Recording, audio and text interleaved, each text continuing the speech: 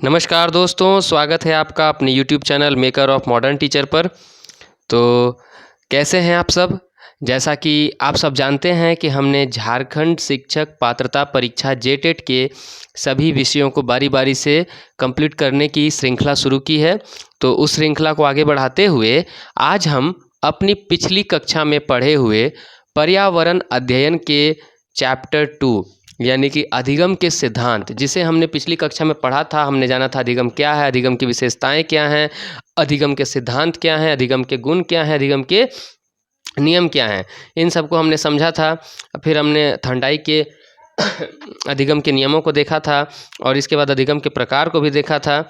आज हम इस पाठ से बनने वाले सीटेट, जेटेट व अन्य राज्यों के टेट संबंधी प्रश्नों को जानने का प्रयास करेंगे, उन्हें हल करने का प्रयास करेंगे और समझने का प्रयास करेंगे। हमने यह जाना था कि 5 से 7 वर्ष के बच्चों में पर्यावरण से संबंधित क्या अवधारणाएं होती हैं, 8 से 14 वर्ष के बच्चों में पर्यावरण से संबंधित क्या अवधारणाएं होती हैं। इसी को हम आगे बढ़ाएंगे और आज अभ्यास के प्रश्नों को शुरू करेंगे। तो सबसे पहले आज का पहला प्रश्न है कि अनुभव द्वारा व्यवहार में होने वाले परिवर्तन को क्या कहते हैं? 1 सीखना, 2 अधिगम, तीसरा 1 और 2 दोनों और चौथा इनमें से कोई नहीं। तो इसका सही जवाब है कि 1 और 2 दोनों यानी कि तीसरा। दूसरा नंबर सवाल है, निम्नलिखित में से कौन सा कथन सही है कि अधिगम जन्मजात होता है? हमने पढ़ा था अधिगम जन्मजात या पैतृक नहीं है, यह आनुवांशिक रूप में नहीं मिलता है, यह व्यक्ति अर्जित करता है। तो पहला कथन तो गलत हो गया। अभ्यास और प्रशिक्षण के जरिए किसी कार्य में निपुणता प्राप्त की जाती है। सीखने के द्वारा बालकों के व्यवहार में परिवर्तन नहीं होता है। ये नहीं शब्द इसको गलत बना दिया, ये नहीं शब्द इस ऑप्शन को गलत बना दिया। अगर नहीं लगता तो सही होता। चौथा कि उपरोक्त सभी, अब ऊपर 1 और 3 तो कट गए, उपरोक्त सभी है नहीं। दूसरा नंबर ऑप्शन बोलता है अभ्यास और प्रशिक्षण के जरिए किसी कार्य में निपुणता प्राप्त की जाती है। तो सही जवाब हो गया दूसरा का 2। तीसरा नंबर है निम्नलिखित कथनों पर विचार कीजिए। कथन क्या क्या है? सीखने के द्वारा बालक के व्यवहार में जो परिवर्तन होता है वह पूरी तरह उसके द्वारा ही अर्जित होता है। पहला कथन पूरी तरह उसके द्वारा ही अर्जित होता है, क्या इस पर किसी और चीज़ का प्रभाव नहीं पड़ता है? दूसरा, बच्चा शैशवावस्था में ही वस्तुओं की पहचान और उनमें विभेद भी कर लेता है। शैशवावस्था में ही सब कुछ वो सीख जाता है। अब हम उपरोक्त कथन में कौन सा सही है देखिए। यहाँ केवल ए, केवल बी, ए और बी दोनों और न तो ए न तो बी। तीसरा नंबर ध्यान दीजिए कि कौन सा कथन सही है। अगर ध्यान से हम देखेंगे तो हम जानते हैं कि सीखने के द्वारा बालक के व्यवहार में जो परिवर्तन होता है वह पूरी तरह से उसके द्वारा ही अर्जित होता है। तो कौन और अर्जित करेगा? अर्जित तो वही करेगा, ग्रहण तो वही करेगा। इसीलिए तो कहा जाता है कि शिक्षक मात्र एक मार्गदर्शक होते हैं। अगर बालक की रुचि होगी, बालिका की रुचि होगी तो वह बिना शिक्षक या शिक्षिका के भी स्वयं सीख लेगा प्रकृति में रह करके। दूसरा है बच्चा शैशवावस्था में ही वस्तुओं की पहचान। आप देखते होंगे चीज़ों को पहचानना वह शैशवावस्था में शुरू कर देता है, ठीक है ना, और उनमें विभेद भी करने लगता है शैशवावस्था के अंतिम चरण पहुँचते पहुँचते। तो यहाँ तीसरा का ऑप्शन हो जाएगा 3, ए और बी दोनों। चौथा नंबर है निम्नलिखित कथनों पर विचार करें कि सीखना व्यवहारगत परिवर्तन है, व्यवहार के द्वारा होने वाला परिवर्तन है। बी है कि सीखना व्यवहार और दृष्टिकोण का परिमार्जन है, यानी कि उनका संशोधन है। जो उपरोक्त में से कौन सा कथन है सही कि ए बी दोनों या न तो ए न तो बी? तो हम अगर देखते हैं तो सीखना व्यवहार के द्वारा होने वाला परिवर्तन है, बिल्कुल सही है, ए सही है। सीखना व्यवहार और दृष्टिकोण दोनों का परिमार्जन है। दृष्टिकोण रुचि से संबंधित है। व्यक्ति जैसा दृष्टिकोण रखेगा उसका अधिगम भी उसी प्रकार होता है। तो ए और बी दोनों यहाँ पर सही ऑप्शन है, 4 का ए और बी। 5 नंबर है निम्नलिखित में से कौन सा नियम थर्नडाइक के द्वारा दिए गए अधिगम के नियम से संबंधित है? हर एक बच्चे इसको पहचान रहे होंगे। अभ्यास का नियम, प्रभाव का नियम, तत्परता का नियम, हम कहेंगे तीनों नियम अब थर्नडाइक के द्वारा प्रतिपादित किए गए हैं। 5 का ऑप्शन 4। छठा नंबर ऑप्शन कि निम्नलिखित में से कौन सा अधिगम की विशेषता में शामिल नहीं होता है। सीखना हमेशा विवेकपूर्ण नहीं है। सीखना एक अनुकूलन प्रक्रिया है। सीखना एक प्रकार की खोज करना है। और सीखना जीवन पर्यंत चलने वाली प्रक्रिया, यानी कि अधिगम की विशेषता कौन नहीं है? खोज करना, बिल्कुल सही। सीखना जीवन पर्यंत चलने वाली प्रक्रिया है, बिल्कुल सही। सीखना एक अनुकूलन प्रक्रिया है। सीखना के बाद आप जो है ना अपने व्यवहार में परिवर्तन करते हैं और समायोजन और अनुकूलन प्राप्त करते हैं, ये भी सही है। सीखना हमेशा विवेकपूर्ण नहीं है, यह गलत ऑप्शन है, यानी कि यही विशेषता नहीं है। 4 नंबर है कि अधिगम में क्या क्या शामिल होता है। ए संज्ञानी और संज्ञानात्मक अधिगम, सही है। भावात्मक और मनोवृत्त्यात्मक अधिगम, ये भी सही है। कौशलात्मक अथवा क्रियात्मक अधिगम, ये भी सही है। उपरोक्त सभी, ये चारों ऑप्शन हो जाएंगे, 7 का 4 हो जाएगा। निम्नलिखित कथनों पर विचार कीजिए। थंडाई का संबंधवाद सिद्धांत प्रयास एवं भूल का सिद्धांत भी कहा जाता है। क्रिया प्रसूत अनुबंधन सिद्धांत में प्राणी पर्यावरण में सक्रिय होकर कार्य करता है। केवल ए, बी, दोनों या कोई नहीं। तो हम देखते हैं थंडाई का संबंधवाद सिद्धांत को प्रयत्न और भूल का सिद्धांत कहते हैं, प्रयास एवं त्रुटि का सिद्धांत कहते हैं, बिल्कुल सही है। उसके बाद आप क्रिया प्रसूत अनुबंधन सिद्धांत, ये किसके द्वारा हो गया? यह हो गया आपको पैवलव का सिद्धांत है। और ये इसमें प्राणी सक्रिय होकर कार्य करता है, यानी कि ए और बी दोनों यहाँ पर सही जवाब हैं। अगर 9 नंबर की बात की जाए तो देखिए कौन किसके द्वारा प्रतिपादित किया गया है। थोड़ा इस आधार पर बनने वाला क्वेश्चन है कि सुमेलित करें, ठीक है, सुमेलित करें। प्रयास एवं भूल का सिद्धांत थंडाइक, उत्तेजन अनुक्रिया पैवलव, नैमित्तिक अनुबंधन का सिद्धांत स्किनर, सूत्र का सिद्धांत कोहलर, कोपका और वर्दीमर। अगर ध्यान से देखेंगे ना तो आप पाएंगे कि इनमें किस प्रकार से बदलाव हुआ है।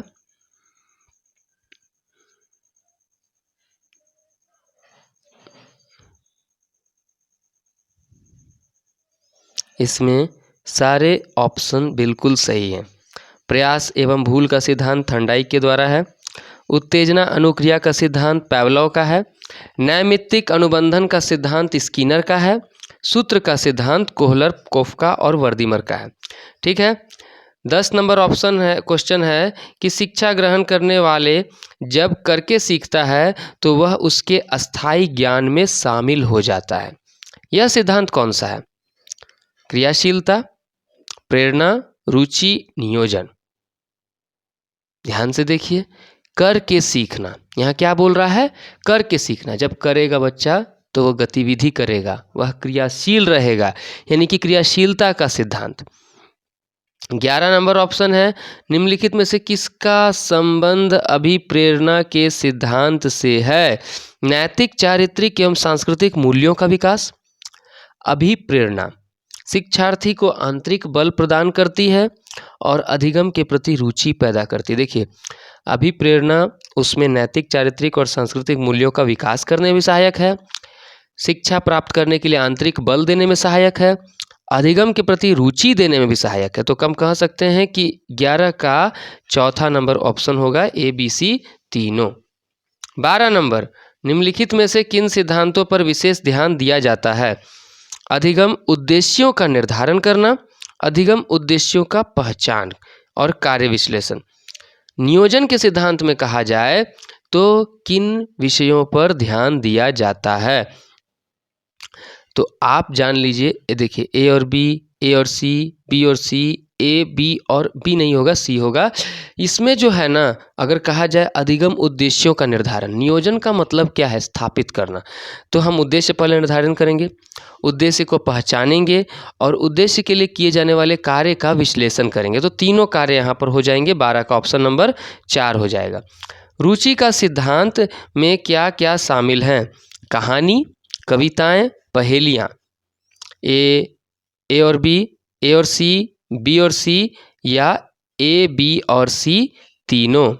13 नंबर, ध्यान से देखिए, रुचि बच्चे की किन में होंगी? कहानियों में भी होंगी, कविताओं में भी होंगी, पहेलियों में भी होंगी। तो ऑप्शन नंबर 4 A, B और C तीनों। आगे बात करते हैं, निम्नलिखित कथनों पर विचार करें कि निश्चित उद्देश्यों के सिद्धांत के अंतर्गत शिक्षण या अधिगम लक्ष्य निर्धारित करके कराया जाता है।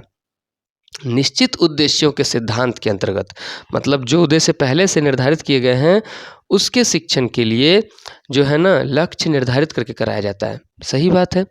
जब शिक्षार्थियों को यह मालूम होता है कि क्या लक्ष्य है तब उन्हें अधिगम में रुचि आएगी। यह भी सही है। केवल ए, केवल बी, ए और बी दोनों, न तो ए न तो बी। तो हम 14 की बात करें तो ऑप्शन नंबर 3 ए और बी दोनों। 15 नंबर कि किसका संबंध आवृत्ति का सिद्धांत से है। यह शिक्षक को अस्थायी बनाने में लाभकारी होता है। शिक्षण को अस्थायी बनाने में लाभकारी होता है। विषय वस्तु की एक निश्चित अंतराल का आवृत्ति होना चाहिए। तो ध्यान दीजिए, शिक्षण को अस्थायी आवृत्ति के सिद्धांत से है। शिक्षण को अस्थायी बनाने में लाभकारी होता है। आवृत्ति का मतलब क्या होता है? बारंबारता। आवृत्ति का सिद्धांत शिक्षण को अस्थायी बनाने में, बच्चा जितना पुनरावृत्ति करेगा, दोहराएगा बातों को, रिवीजन करने क्यों कहा जाता है? उसके दिमाग में वो शिक्षण अधिगम स्थायी रूप से बैठेगा। तो आवृत्ति का संबंध अस्थायी बनाने में बिल्कुल सही है। 15 का ये। विषय वस्तु को एक निश्चित अंतराल का आवृत्ति होना चाहिए। जरूरी नहीं है कि बार बार एक ही चीज़ रिपीट करते रहें। एक रिपीट करते रहने से ना परीक्षा माने पढ़ाई जो होता है बोरियत पैदा करता है। तो ए और बी यहाँ दोनों हो जाएगा। 15 का ऑप्शन नंबर 3। वैयक्तिक विभिन्नता का सिद्धांत किन कारकों से प्रभावित होता है? सीखने की क्षमता, स्तर के वातावरणीय कारक, जन्मजात कारक, उपरोक्त कारक। वैयक्तिक विभिन्नता में आपने पढ़ा होगा डीएलएड बीएड के दौरान कि सीखने की क्षमता भी प्रभावित करती है, वैयक्तिक विभिन्नता से संबंधित है। वातावरणीय कारक भी प्रभावित करते हैं, जन्मजात कारक भी प्रभावित करते हैं और उपरोक्त कारक भी प्रभावित करते हैं। यानी कि सारे कारक है इसमें। 16 का 4 हो गया। हम बात करते हैं NCF के 2005 के तहत कक्षा 3 से 5 तक के पर्यावरण अध्ययन की विषय वस्तु को 6 भागों में बांटा गया है। इनमें से क्या क्या शामिल है? परिवार, मित्र, भोजन, जल। ध्यान दीजिए कि इनमें से किसको उस 6 हिस्से में रखा गया है। पहला भाग का नाम क्या है?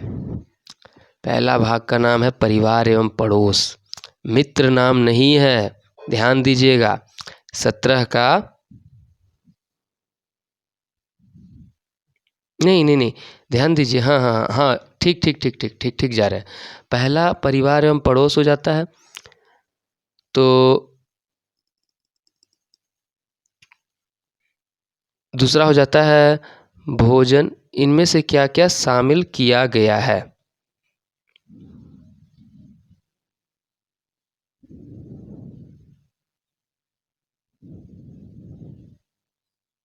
इस क्वेश्चन में हमको लगता है हाँ मित्र होना चाहिए, क्योंकि हमने पढ़ा है।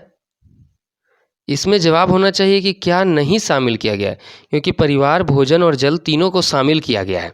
ठीक है, तीनों को शामिल किया गया है। यहाँ ऑप्शन नंबर होना चाहिए बी।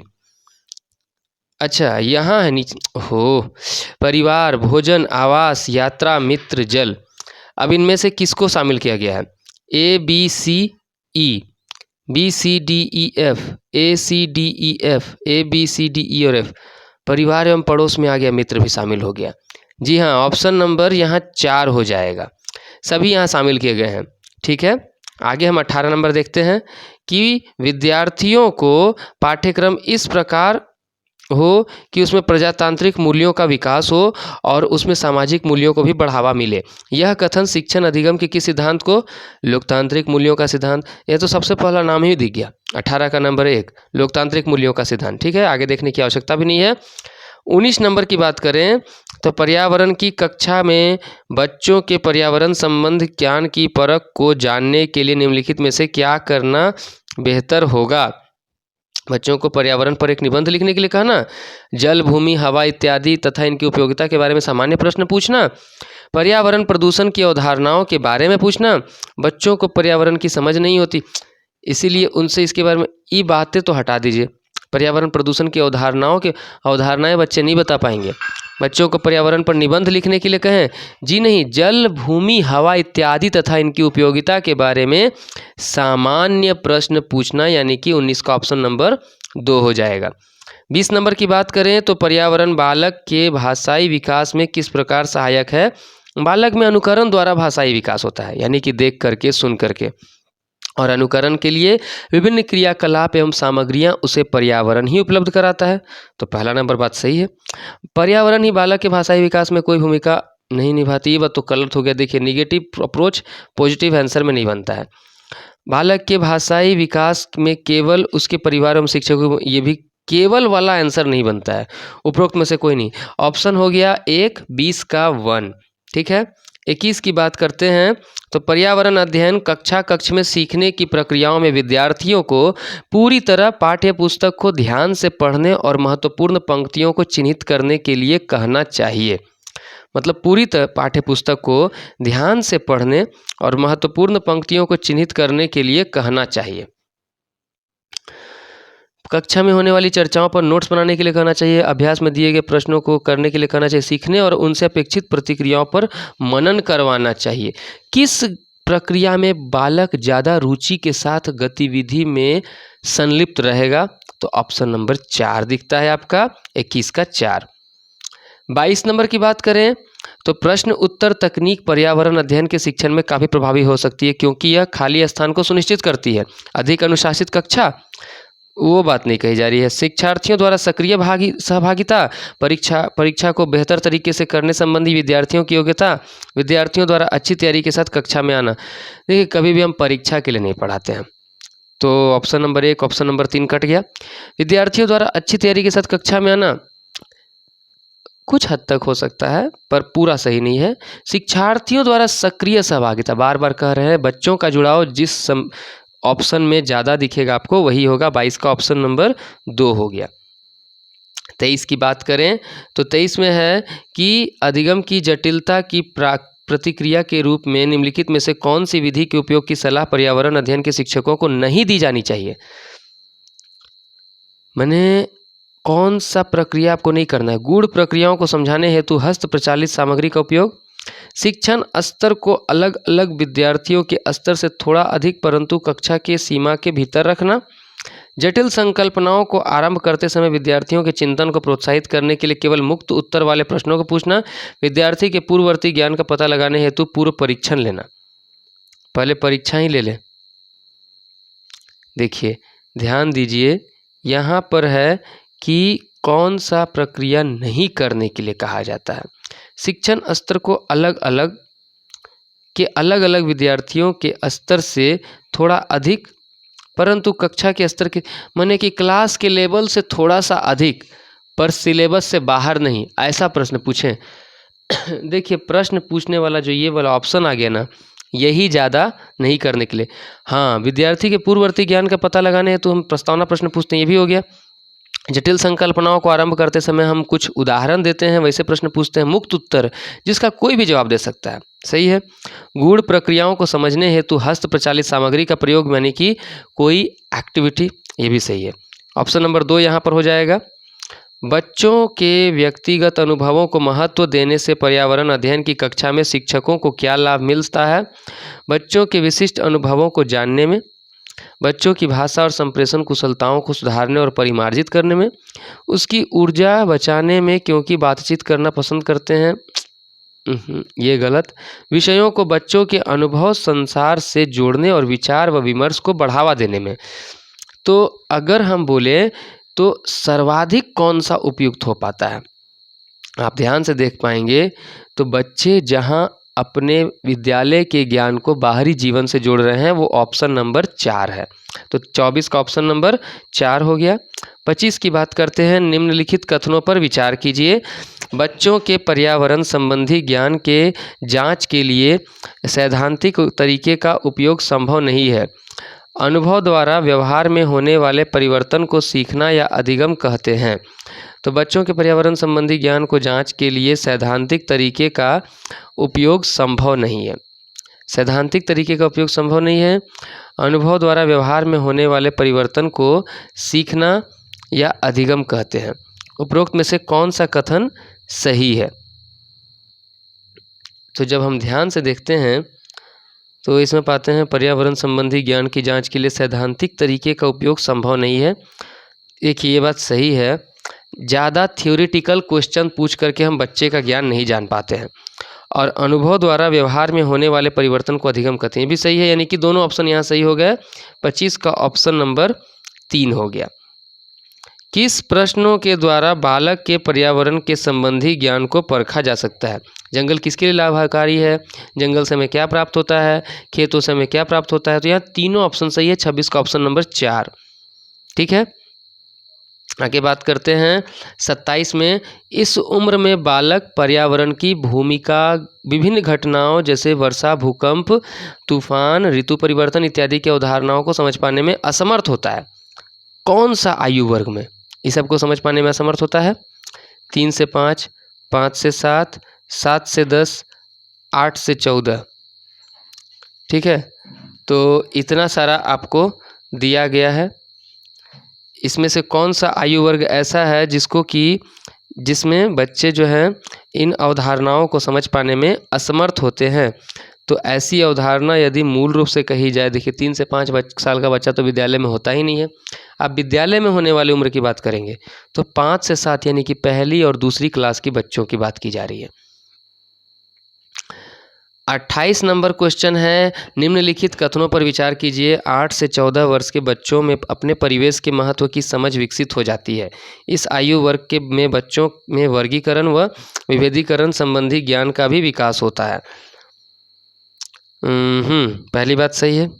ज्ञान वर्गीकरण विभेदीकरण आपने पढ़ा था ना, वो विपरीत करके उलट करके देख पाते हैं। तो यहाँ दोनों सही हो जाएगा, यानी कि 28 का ऑप्शन नंबर 3। ठीक है, अब हम पढ़ने जा रहे हैं पर्यावरण के पिछले वर्षों में पूछे गए प्रश्नों को। सीटेट जून 2011 का प्रश्न है कि पर्यावरण अध्ययन की कक्षा में बच्चों के व्यक्तिगत अनुभवों को महत्व देना शिक्षक को लाभ पहुंचाता है। किस बारे में लाभ पहुंचाता है? विषयों में बच्चों के अनुभव संसार से जोड़ने व विचार विमर्श को बढ़ावा देने में, उसकी ऊर्जा बचाने में, क्योंकि बच्चे बातचीत करना पसंद करते हैं, बच्चों के विशिष्ट अनुभवों को जानने में, बच्चों की भाषा और संप्रेषण कुशलताओं को सुधारने और परिमार्जित करने में। तो यहाँ 29 का ऑप्शन नंबर 1 हो जाएगा। अभी आपने पढ़ा था, इसका एक सवाल ऊपर ही था। 30 नंबर कि भारत में समृद्ध वनस्पति जात और प्रकृति जात के बारे में पढ़ाने के बाद विद्यालय द्वारा प्राथमिक कक्षाओं के विद्यार्थियों को रणथंभौर राष्ट्रीय उद्यान ले जाया जाता है। यह खाली स्थान में विद्यार्थियों की सहायता करेगा।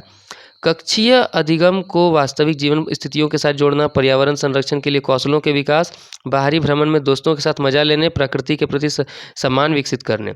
अभी आपने पढ़ा कि विद्यालय के ज्ञान को बाहरी जीवन से जोड़ना, यानी कि ऑप्शन नंबर 2 हो जाएगा इसका सही जवाब। एक कक्षा में औसत से कम वाले 4 विद्यार्थी हैं। औसत से कम वाले 4 विद्यार्थी हैं। उन्हें अन्य विद्यार्थियों के समान लाने के लिए निम्नलिखित में से कौन सी व्यूह रचना सबसे प्रभावी होगी? उन्हें अगली पंक्ति में बैठाना और उनके काम का लगातार पर्यवेक्षण करना, उनके अधिगम के कमजोर क्षेत्रों को पहचान करना और उनके सुधारात्मक उपाय करना, यह सुनिश्चित करना कि वे नियमित रूप से विद्यालय आएँ, उन्हें घर पर करने के लिए अतिरिक्त दक्ष कार्य देना। देखिए, ऐसे सवाल जो आपको थोड़ा परेशान करेंगे विद्यार्थियों के अधिगम और पेडागॉजी शिक्षण शास्त्र से संबंधित, तो उनके लिए आप स्वयं को एक शिक्षक शिक्षिका के जगह पर रख कर देखें और बच्चे के लिए कौन सा ज़्यादा सुटेबल और उपयुक्त हो पाए, सहज हो पाए, सरल हो पाए, ऐसा ऑप्शन खोजें। जब हम देखते हैं ध्यान से तो यहाँ ऑप्शन नंबर 2 दिखता है कि उनके अधिगम के कमज़ोर क्षेत्रों की पहचान करना और उसके अनुसार सुधारात्मक उपाय उपलब्ध कराना, यानी कि 31 का ऑप्शन नंबर 2 हो जाएगा सही आंसर। 32 की बात करें, देखिए पठन पाठन संबंधी जो मुख्य समस्याएं होती हैं उन समस्याओं को डिसलेक्सिया, डिसकैलकुलिया, डिसग्राफिया, डिस्मोफिया, ऐसे 4-5 बीमारियां हैं। इनके बारे में भी मैं आपको बता दूंगा आगे, ये किस में क्या होती हैं, किस बीमारी के लिए क्या हमको निदानात्मक उपचार करना चाहिए, उपचारात्मक शिक्षण करना चाहिए। डिसलेक्सिया बोलने और सुनने, पढ़ने, सुनने और बोलने, हम अगर ध्यान से देखें तो यह जो है यह बीमारी पठन संबंधी बीमारी है। बहुत बच्चों को देखिएगा रीडिंग संबंधी प्रॉब्लम आती है। ट को ड़ पढ़ेगा, त को ट पढ़ेगा, र को ड़ पढ़ेगा, न को म पढ़ेगा, कुछ को कुछ पढ़ेगा, मतलब कि ना इस तरह से पढ़ता है कि उन लोग को पढ़ने में बहुत समस्याएं आती हैं। तो पठन संबंधी विकार डिसलेक्सिया कहलाती है। सीमा प्रत्येक पाठ को रटकर तुरंत सीख लेती है, जबकि लीना चर्चा और ब्रेनस्टॉर्मिंग मस्तिष्क आलोड़न के बाद प्रत्येक पाठ को समझती है। यह डैश विकासात्मक सिद्धांत की ओर संकेत करता है। पाठ को रट कर तुरंत सीख लेती है और लीना क्या करती है, चर्चा। तो इसमें क्या होता है, सामान्य से विशिष्ट, निरंतरता, अंतः संबंध, वैयक्तिक विभिन्नता। तो इसमें कौन सा विकासात्मक सिद्धांत का दे रहा है आपको? दोनों का सीखने का सिद्धांत अलग अलग है ना। दोनों का सीखने का सिद्धांत अलग अलग है, दोनों व्यक्ति हैं, दोनों में अंतर है। तो हम कह सकते हैं यह वैयक्तिक विभिन्नता का सिद्धांत है। 34 की बात की जाए, एक कक्षा में प्रभावी शिक्षण अधिगम प्रक्रिया होती है जब शिक्षक बच्चों के ज्ञान को पढ़ाई जाने वाली नई संकल्पनाओं के साथ जोड़ने में सहायता करते हैं। इसके पार्श्व में निहित उद्देश्य है, मतलब कि इसके पीछे क्या उद्देश्य छिपा हुआ है कि पढ़ाई जाने वाली नई संकल्पनाओं के साथ जोड़ते हैं उनको पढ़ाए जाने वाले ज्ञान को। यह शिक्षार्थी स्वायत्तता, पुनर्बलन, ज्ञान को सह संबंध एवं स्थानांतरण, वैयक्तिक भिन्नता। आप ध्यान से देख पाएंगे तो जानेंगे यहाँ जो होता है कि जो बच्चे जानते हैं पहले से, उसको जो नया चीज़ जानने वाले हैं उसके साथ जोड़ना, यह सह संबंध स्थापित करना है। ज्ञान का सह संबंध और स्थानांतरण। जैसे मान लीजिए आपने साइकिल चलाना सीख लिया, आप साइकिल चलाना जानते हैं, उसमें हैंडल कैसे संभाला जाता है, तो आप मोटरसाइकिल चलाना आसानी से सीख सकते हैं। इसमें आपको सह संबंध बस बैठा दिया जाता है, साइकिल और मोटरसाइकिल एक जैसा है, ठीक है। साइकिल चलाना जानते हैं तो आप तैरना सीख सकते हैं, वही बात। 34 के बाद 35 नंबर की बात की जाती है, पर्यावरण अध्ययन के एक अच्छे दत्त कार्य का मुख्य लक्ष्य क्या होना चाहिए? अधिगम विस्तार के अवसर उपलब्ध कराना, प्रभावी अधिगम के लिए पाठ को दोहराना, समय का बेहतर उपयोग सुनिश्चित करना, शिक्षार्थियों को अनुशासन में बनाए रखना। 35 का ऑप्शन देखेंगे ध्यान से हम, तो 35 का ऑप्शन आपको बताता है अधिगम विस्तार के अवसर उपलब्ध कराना। अच्छे दत्त कार्य जो प्रोजेक्ट वर्क दे रहे हैं उसका मुख्य उद्देश्य क्या है? अवसर उपलब्ध कराएं, अधिगम का प्रभावी अधिगम के लिए पाठ को दोहराएं। दोहराना उतना ज़्यादा नहीं सुनिश्चित कहा जाता है, उतना ज़्यादा अच्छा नहीं कहा जाता है। समय का बेहतर उपयोग सुनिश्चित करना, शिक्षार्थियों को अनुशासन में बनाए रखना। देखिए जितना ज़्यादा वो काम को करता है ना, दोहराता नहीं है, उसको अधिगम का बहुत ज़्यादा बेहतर अवसर उपलब्ध होता है। यानी कि 35 का ऑप्शन नंबर 1 हो गया। 36 हो गया कि कक्षा 5 की एनसीईआरटी की पर्यावरण अध्ययन की पाठ्य पुस्तक में प्रत्येक पाठ के अंत में एक खंड को शामिल किया गया है। हम क्या समझे, यह सुझाव दिया गया है। इस खंड में शामिल प्रश्नों के उत्तर का सही या गलत के रूप में आकलन नहीं किया जाता है। इसमें बच्चा जो सही बनाए चाहे गलत, उसको नहीं काटा जाएगा। यह परिवर्तन किस लिए किया गया है? यह आकलन में विषय निष्ठता को कम करता है। इस स्तर पर बच्चे सही उत्तर नहीं लिख सकते। यह आकलन में शिक्षकों की सुविधा करता है। यह जानने में शिक्षकों की सहायता करता है कि बच्चे कैसे सीख रहे हैं। देखिए यह ऑप्शन नंबर, क्वेश्चन नंबर 36 का ऑप्शन नंबर 4 सबसे सुटेबल है। 37 नंबर है कि पर्यावरण अध्ययन की पाठ्य पुस्तकों में विभिन्न प्रकरणों में एक खंड है करके देखो शामिल किया गया है, जिसका उद्देश्य क्या है? करके देखो का कि घर में शिक्षार्थियों को व्यस्त रखना, प्रत्यक्ष हस्तपरक अनुभव उपलब्ध कराना, परीक्षा में निष्पादन को सुधारना, वैज्ञानिक शब्दावली की परिभाषाएं सीखना। कभी भी रटाना नहीं है, उनको परिभाषाएं नहीं रटवाना है। शिक्षार्थियों को व्यस्त रखने के लिए काम नहीं दे रहे हैं, परीक्षा के लिए तैयार नहीं करवा रहे हैं। हम यहाँ पर बच्चों को अनुभव, हस्तपरक कार्य करके उन्हें अनुभव प्राप्त होगा। 37 का ऑप्शन नंबर 2। 38 नंबर है सामाजिक विज्ञान के संदर्भ में पर्यावरण अध्ययन पढ़ने का निम्नलिखित में से कौन सा उद्देश्य नहीं है? सामाजिक विज्ञान के संदर्भ में पर्यावरण अध्ययन पढ़ने का निम्नलिखित में से कौन सा उद्देश्य नहीं है? मतलब पर्यावरण अध्ययन में सामाजिक विज्ञान पढ़ रहे हैं, इसका उद्देश्य बहुत कुछ है, लेकिन कौन सा उद्देश्य नहीं है? इसे बच्चों को मुख्य शब्दावली की सही परिभाषा याद करने के योग्य बनाना। हम बार बार कहें परिभाषा याद करने के योग्य नहीं बनाना है, ये कट गया। इसे शिक्षार्थियों को विद्यमान विचारों और परिभाषाओं पर प्रश्न करने के योग्य बनाना, हाँ मान सकते हैं। इसे बच्चों को समाज के एक जिम्मेदार सदस्य के रूप में बढ़ने में योग्य बनाना चाहिए, ये भी सही है। इसे बच्चों को संस्कृति अभ्यासों में विविधता को सम्मान करने योग्य बनाना चाहिए, ये भी सही है। तो हमारा ऑप्शन नंबर 1 हो जाएगा कि इसका उद्देश्य नहीं है 38 का ऑप्शन नंबर 1। 39 है कि ईवीएस कक्षा में सामाजिक समानताओं पर अधिक बल देने के लिए निम्नलिखित में से कौन सा अधिक प्रभावी अधिगम अनुभव होगा।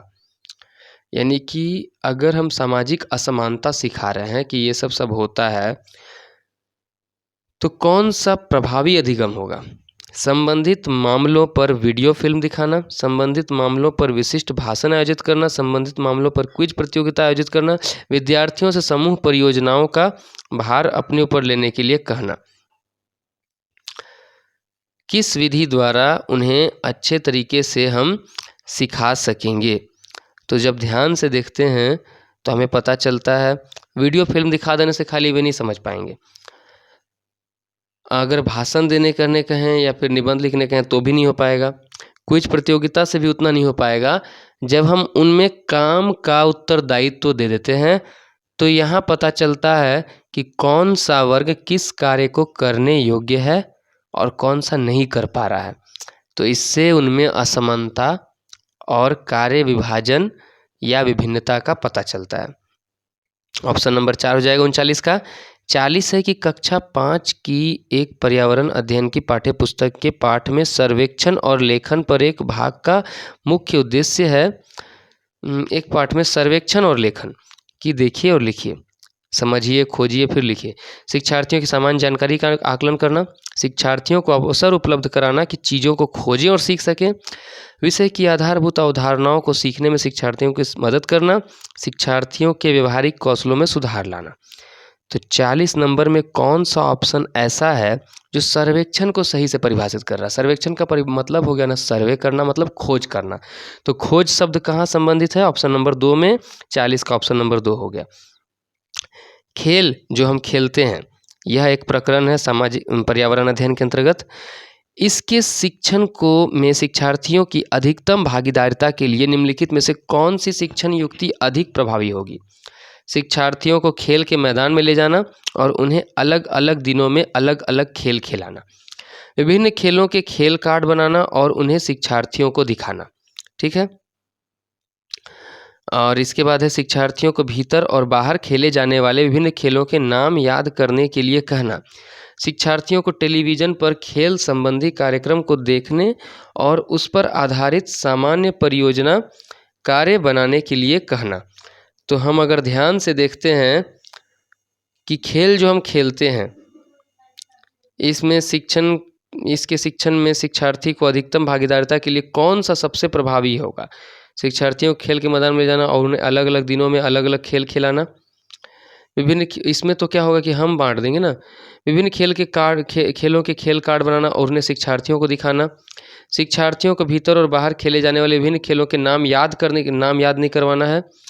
शिक्षार्थियों को टेलीविज़न पर खेल संबंधी कार्यक्रमों को देखने और उस पर आधारित सामान्य परियोजना कार्य बनाने के लिए कहना। ध्यान से देखिए, तो जब हम उन्हें बाहर ले जाते हैं मैदान में खेलने के लिए, तो क्या होता है, अलग अलग दिन अलग अलग खेल खेलने के लिए कहते हैं। तो जब वो खेल खेलते हैं स्वयं, तो वो खेल से जुड़ते हैं और उन्हें पता चल जाता है कि कौन सा खेल अंदर खेलते हैं, कौन सा खेल बाहर खेलते हैं, कौन सा खेल खुद से कैसे खेलते हैं, खेल को खेलने का तरीका पता चल जाता है। तो 41 का ऑप्शन नंबर 1 हो गया। 42 हो गया यहाँ पर कि कक्षा 5 की अध्यापिका माहिका चाहती हैं कि उसके विद्यार्थी आसपास के पौधों का अवलोकन करें। सार्थक अधिगम यानी कि अच्छे से सीखने के लिए उसे बच्चों को क्या करने के लिए प्रोत्साहित करना चाहिए। यह समझना कि पौधे भी सजीव होते हैं, मैंने बच्चों को समझाना, यह समझाना कि पौधे हमारे लिए उपयोगी होते हैं। अधिकतम पौधों के नाम लिखना, उनको ऊंचाई, पत्तियों, गंध और उगने के स्थानों में अंतर का अवलोकन कराना। ध्यान दीजिए, हमें बताना है कि आसपास के पौधों का अवलोकन करवाना है। तो पौधे सजीव होते हैं, पौधे हमारे लिए उपयोगी होते हैं, अधिकतम पौधों के नाम लिखना और उनको ऊंचाई, पत्तियों, गंध और उगने के स्थानों में अंतर के अवलोकन करवाना। तो 42 में आप ध्यान से जब देखेंगे तो पाएंगे अवलोकन करने के लिए कहा गया है और अवलोकन का ऑप्शन भी हमारा ऑप्शन नंबर 4 में है। तो 42 का ऑप्शन नंबर 4 हो गया। 43 नंबर बोलता है कि पर्यावरण अध्ययन शिक्षण के संदर्भ में राष्ट्रीय पाठ्यचर्या रूपरेखा 2005 निम्नलिखित में से किसे प्रस्तावित नहीं करती है। बच्चों के अनुभवों और संदर्भों को जोड़ना बिल्कुल सही है। हस्तपरक क्रियाकलाप ये भी सही है। तकनीकी शब्दावली से परिचित कराना और विषयानुसार उपागम, हर विषय का अलग अलग उपागम यानी शिक्षण सहायक सामग्री है, TLM है, लेकिन तकनीकी शब्दावली रोट मेथड यानी कि कहा जाए तो आपको यांत्रिक पद्धति को नहीं मानती है, यानी कि 43 का ऑप्शन नंबर 3 हो जाएगा। और 44 नंबर में ध्यान से देखिए, 44 नंबर बोल रहा है कि पर्यावरण अध्ययन के शिक्षण अधिगम में सर्वेक्षण का उद्देश्य क्या है। सर्वेक्षण का उद्देश्य हो गया समुदाय के साथ अन्योन्य क्रिया का अवसर प्रदान करना, बच्चों को विभिन्न लोगों के प्रति संवेदनशील बनाना, सूचना को प्रत्यक्ष प्राप्त करने का अवसर प्रदान करना, आकलन के अवसर के रूप में इसका उपयोग करना। तो देखिए, प्रत्यक्ष रूप से डायरेक्ट, अन्योन्य क्रिया भी सही है, अन्योन्य क्रिया का मतलब कि आप जुड़ रहे हैं, लेकिन अगर कहा जाए तो ज्ञान या सूचना आपको कैसे प्राप्त होगी, प्रत्यक्ष रूप में सर्वेक्षण करेंगे तब। तो यहाँ 44 का ऑप्शन नंबर सी हो जाएगा। इस प्रकार हमने देखा कि पर्यावरण अध्ययन के भाग 2 माने चैप्टर 2 अधिगम के सिद्धांत के संबंधित महत्वपूर्ण प्रश्नोत्तर को इसके अगले चैप्टर के साथ हम बहुत जल्दी आपके सामने उपस्थित होंगे। तब तक के लिए धन्यवाद।